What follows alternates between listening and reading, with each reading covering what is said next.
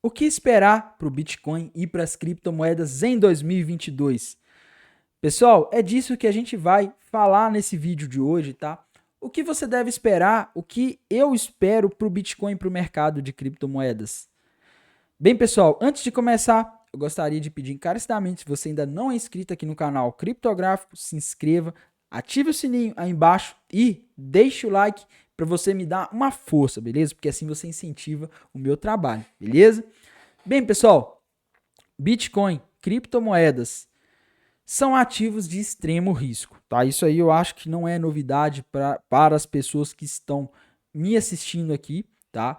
E galera, o Bitcoin e as criptomoedas, infelizmente, eles tendem a acompanhar os ativos de risco, tá? As bolsas, a bolsa americana, em momentos de incerteza, ao contrário do que muitos falam, o Bitcoin e as criptomoedas eles caem junto com esses mercados. No longo prazo, sim, o Bitcoin ele é um ativo anti-inflacionário, ele tende a se valorizar, mas no curto prazo, as incertezas, os ruídos fazem com que ele caia, tá? Então, pessoal, a gente vai ter um evento muito importante a partir de 2022, que vai ser a subida das taxas de juros nos Estados Unidos e em todo o mundo, tá? Agora, no final de 2021, pessoal, muitas, muitos bancos centrais demonstraram uma postura mais dura em relação à taxa de juros, principalmente o banco central mais importante do mundo, que é o Banco Central dos Estados Unidos, tá? Eles estão falando de forma muito dura em começar a subir as taxas de juros por lá. Eles estão tirando toda aquela liquidez, aquele dinheiro que eles estavam injetando nas economias desde o início da pandemia em 2020, tá?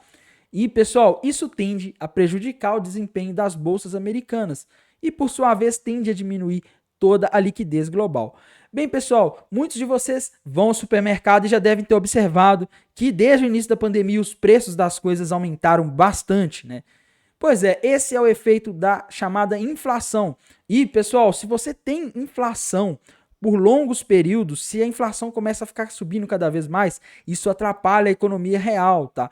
Essa inflação ela foi causada pelos próprios bancos centrais. Com o começo da crise, pessoal, os governos eles começaram a imprimir dinheiro, a baixar a taxa de juros para estimular as pessoas a não deixarem o dinheiro parado em renda fixa, em poupança, por exemplo, no banco, tá? E pegar esse dinheiro ou investir em alguma coisa, em imóveis, em ações, ou gastarem esse dinheiro, enfim.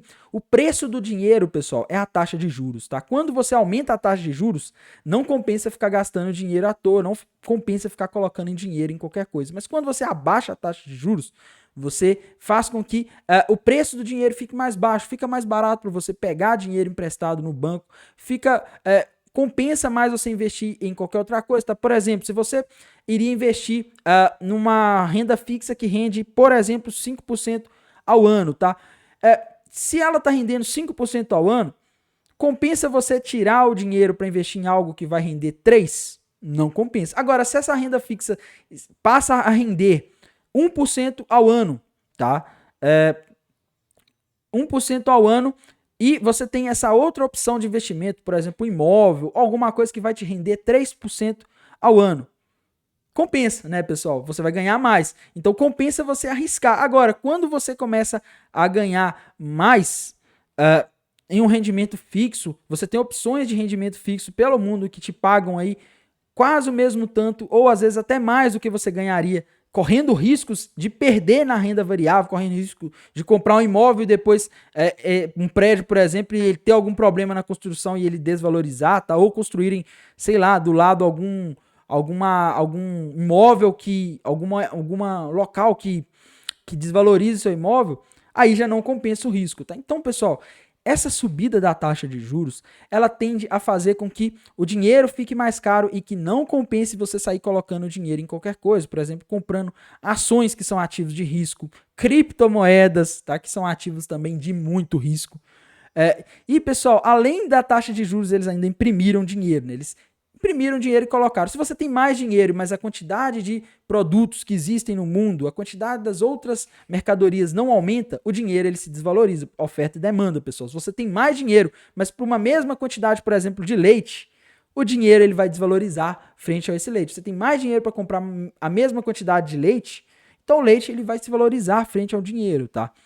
E essa desvalorização causada aí por essa impressão massiva, por esses estímulos econômicos massivos, geraram essa inflação. E para não acontecer um caos econômico, para essa inflação não começar a prejudicar as economias, a tendência é que os governos comecem a subir esses juros, como já está acontecendo aqui no Brasil e em muitos outros países do mundo, e agora estão começando a subir no mundo desenvolvido, e o mais importante, os Estados Unidos. Quando eles sobem os juros, eles normalmente forçam outros países a subir os juros, porque se algum país ficar com a taxa de juros mais baixa que os Estados Unidos, esse país começa a ter um fluxo de saída de capital, tá? O dinheiro ele vai para os Estados Unidos ou vai para outros lugares que estão mais atraídos. Então, todos os outros países, na maioria das vezes, começam a ter que subir os juros, tá? Então, o dinheiro, pessoal, ele vai ficando mais escasso em todo o mundo, tá? Então, as pessoas vão sair de bolsa, vão sair muitas vezes de commodity e também de criptomoedas, são ativos de extremo risco, tá? Uma das razões da subida das criptomoedas de 2020 para cá foi ao aumento da liquidez, o aumento da quantidade de dinheiro em circulação.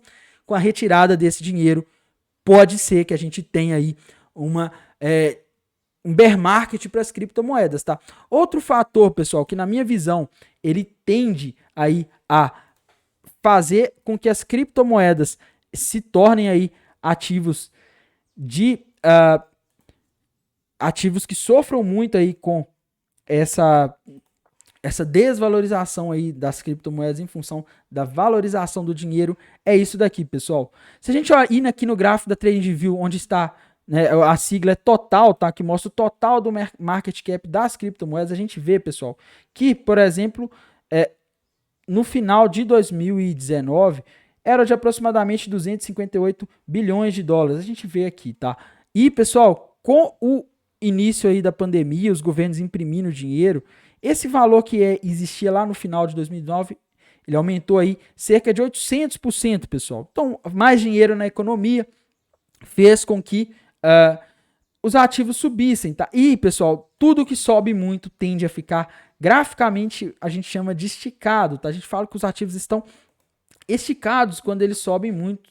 É o que aconteceu aí com as criptomoedas, elas se valorizaram muito e depois de algo esticar muito, pense num elástico, pessoal. Você esticou um elástico, quando você solta, ele tende a voltar. Quanto mais você estica um elástico, mais forte vai ser o rebote quando ele voltar, tá? Essa impressão massiva de dinheiro, pessoal, pode fazer isso aqui com o mercado de criptomoedas em 2022, tá? Em 2017, na verdade, desde 2015, pessoal, a gente veio tendo no mercado de criptomoedas algo similar, tá? Ele subiu por 3 anos aí seguidos, subiu muito.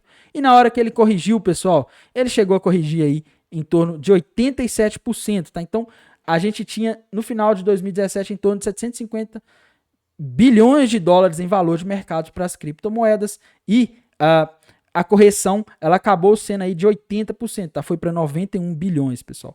Inclusive, um fator importante que a gente teve aqui no final de 2018, pessoal, que fez ainda o mercado de criptomoedas cair mais ainda, foi o aumento da taxa de juros nos Estados Unidos, algo que a gente pode ter muito mais intenso em 2022 a partir de 2022, tá?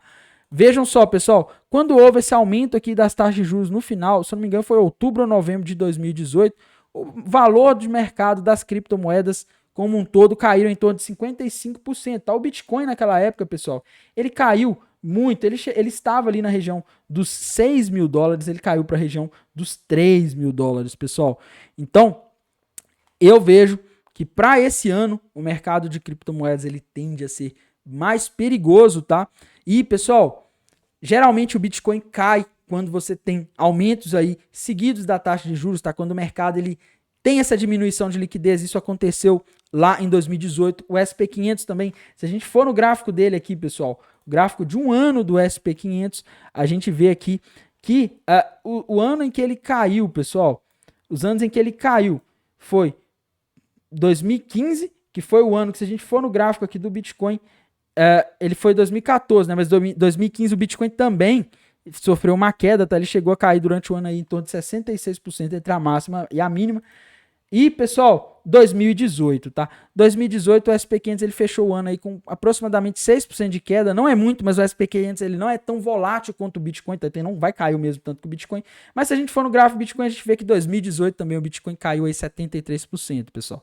Um ano em que, além do mercado já estar esticado, ainda teve taxa de juros. E, pessoal, infelizmente, agora em 2022 a gente tende a ter algo parecido, tá? Porque, pessoal, observem só o que aconteceu lá em 2018, tá? Esse ano aqui em que tá esse candle vermelho, que o mercado caiu 73%. A gente tinha visto, pessoal, o mercado subir em 2015, depois subiu em 2016 e depois em 2017. Então, 3 anos subindo. E o que a gente tem agora, pessoal? A gente tem a mesma coisa.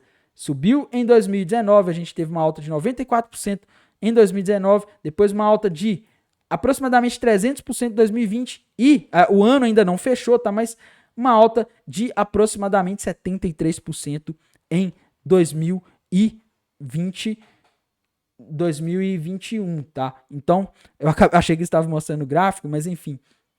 A gente vê aqui, pessoal, que infelizmente a gente tende a ter agora algo parecido aí com 2018, tá? A gente pode sim ter um bear market, essa é a minha expectativa.